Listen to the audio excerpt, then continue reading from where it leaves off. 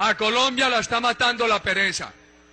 Lo que tenemos que hacer en modificación de jornada de trabajo es recortar la jornada de sueño, es recortar la jornada de vacaciones, es recortar la jornada de festivos. Hoy un dominical y festivo se remunera triple, pasaría a tener una remuneración doble.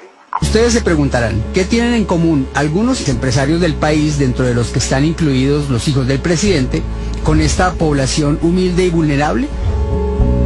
Pues aunque no lo crean, Ecoeficiencia, la empresa de los jóvenes Uribe, y otras grandes empresas como Aseo y Soluciones, BPC Soluciones y Suministros, Almarchivos Industrial de Papeles y otras más, podrían estar compitiendo por la basura con los Ramírez Torres, los Izquierdo de la Pava y 60.000 familias más.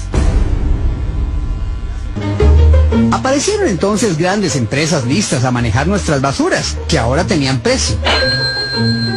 Se hicieron licitaciones y adivinen quiénes se las ganaron. Dicen que algunos grandes empresarios, como podrían ser ilustres exlegisladores. Uno dice, ¿no? ¿Cómo es que exmandatarios o gente vinculada al poder termina con tan buenas empresas? Debe ser olfato que tienen.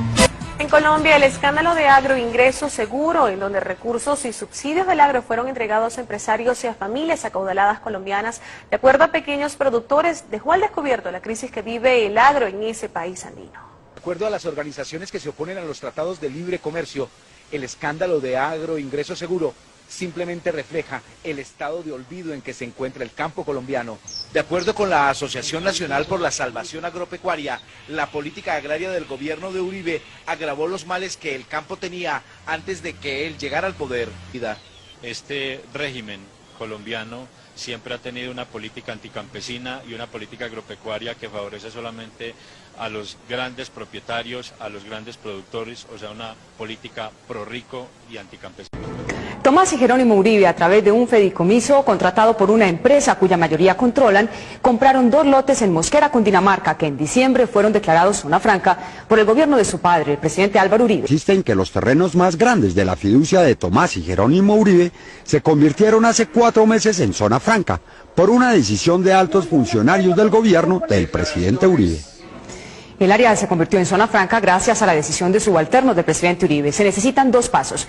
Primero, el concepto de la Comisión Intersectorial de Zonas Francas, compuesta por 3 ministros y otros 2 altos funcionarios que dependen directamente del jefe de Estado. Y luego pasa la decisión final al director de la DIAN. Juan Pablo Rivera Cabala, quien aquí vemos al lado del presidente Uribe, es el gerente de la nueva zona franca de Occidente. Él reveló a Noticias 1 quiénes son los dueños de las tierras del proyecto. Los dueños de la tierra son los hijos del presidente, unos señores Duque de Medellín, muy prestantes, Francisco Díaz, de Corona, y 2 hermanos de apellido Angarita, Guillermo y Alejandro. El gerente de la nueva zona franca de Occidente, que a su vez gerencia la zona franca de Bogotá, explicó cómo le pagará a los dueños de la tierra.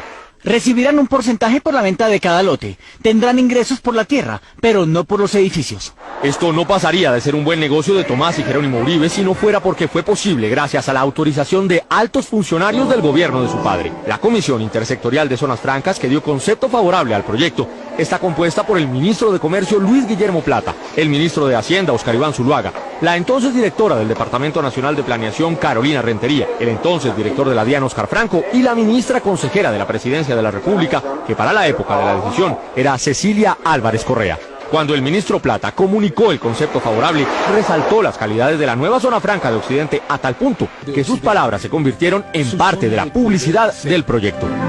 Situada en el centro de los nodos de transporte claves para la transferencia de carga, colindando con el futuro tren de cercanías, la zona franca de Occidente acercará su negocio con Colombia y con el mundo. Gracias al concepto positivo de los ministros y de Planeación Nacional, la DIAN autorizó por esta resolución del 18 de diciembre del año pasado la creación de la nueva zona franca de Occidente. Un día antes, los hermanos Uribe y sus socios de Residuos Ecoeficiencia decidieron escindir la compañía y crear 2 nuevas empresas. A una de ellas, llamada Yogur S.A., le transfirieron los derechos fiduciarios de los lotes de Mosquera. El enriquecimiento dejó una huella imborrable en los libros. Los derechos fiduciarios, que minutos antes estaban valorados para Residuos Ecoeficiencia en 33.926.553 pesos con 11 centavos, pasaron a valorarse en la nueva compañía en 3.092.998.621 pesos. Es decir, los propios libros registrados por las empresas de los hermanos Uribe demuestran que el valor contable de las tierras se se multiplicó casi 100 veces, o sea, que obtuvieron un porcentaje cercano al 10.000% como utilidad de la operación. Noticias 1 solicitó insistentemente una entrevista a los hijos del presidente. Tomás Uribe decidió declinar esa posibilidad, pero entregó su versión sobre estos hechos al director de Noticias 1. María Camila Hernández. María Cristina, el señor Tomás Uribe le dijo a Daniel Coronel que no considera que se haya presentado ninguna irregularidad y que el beneficio que recibieron por la declaración de zona franca de los lotes es relativo y discutible. Tomás Uribe Moreno dijo en una conversación telefónica con el director de Noticias 1 que no siente que él y su hermano hayan recibido mayores beneficios de la decisión de los subalternos de su padre que convirtió sus tierras en zona franca. El beneficio es muy relativo porque hace 2 años habríamos podido vender los lotes a mejor precio. El hijo mayor del presidente insistió en que ni su hermano ni él hicieron diligencia alguna para obtener la decisión. Nunca se hizo una llamada ni se usó mi nombre. Usted puede llamar a donde quiera a preguntar. Frente a las decisiones del alcalde de Mosquera, Álvaro Rosso, que permitieron el desarrollo del proyecto y cuya familia terminó comprando uno de los lotes vecinos de la nueva zona franca, Tomás Uribe afirmó: yo no tengo relación alguna con el alcalde. Sin embargo, en este periódico local de Mosquera fue publicada esta semana una foto del alcalde Álvaro Rosso acompañado del hijo mayor del presidente, tomada, según el artículo, en el lanzamiento de la campaña al Senado de Álvaro Rosso. Aunque el hijo del presidente dice que el beneficio que recibieron él y su hermano es muy discutible, los propios libros de sus sociedades muestran que su inversión creció 100 veces en el curso de 2 años.